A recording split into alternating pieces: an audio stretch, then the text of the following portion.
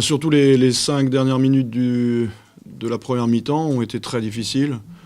Après, je pense que ce soit le début du match, où on a matché avec leur défense, c'était quand même parti sur des bases assez défensives des deux côtés, où les rotations défensives étaient efficaces.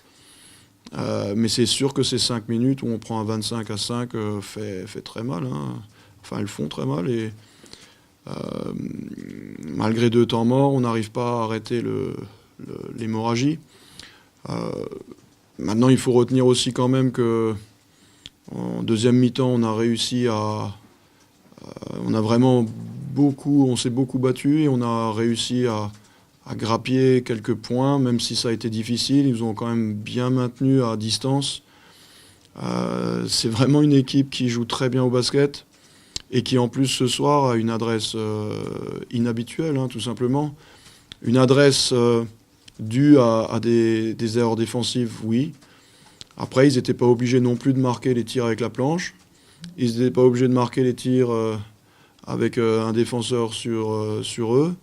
Ils n'étaient pas obligés d'avoir les rebonds derrière les tirs manqués. Parfois chanceux, mais la chance, c'est un paramètre un peu parfois qui va souvent dans le sens de l'équipe qui domine.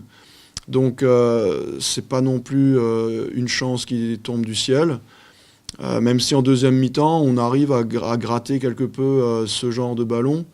Et le fait qu'on provoque 21 pertes de balles à Dijon, qui est l'équipe qui contrôle le mieux la balle, montre quand même l'intensité qu'on a mis dans la bagarre et la volonté qu'on a eue de revenir au score.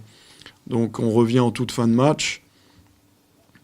Je pense que vis-à-vis du premier match qu'on a joué là-bas, où on a été un peu surpris,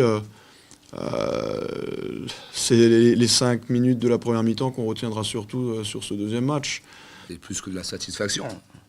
Ce soir, on peut dire qu'on est en play-off. Donc, c'était l'objectif très très ambitieux du club en début de saison.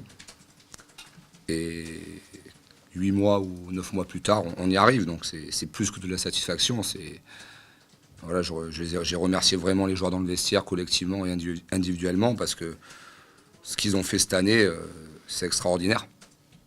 Ça dépasse les mots et je suis extrêmement à la fois fier d'eux et fier de diriger ce groupe, de coacher ce groupe au quotidien. Voilà, parce que c'est des compétiteurs, c'était loin d'être acquis et par le travail et par les efforts qu'ils ont fait au quotidien, on arrive à se qualifier pour être dans les top 8. Donc il faut vraiment profiter et savourer ces moments parce que pour un club comme Dijon, c'est rare. Et encore plus depuis que des armadas continuent à progresser.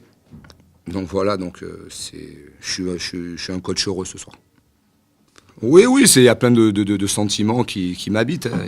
C'est sûr, c'est à la fois de la fierté, à la fois de la joie, à la fois de la satisfaction, à la fois heureux pour mon staff.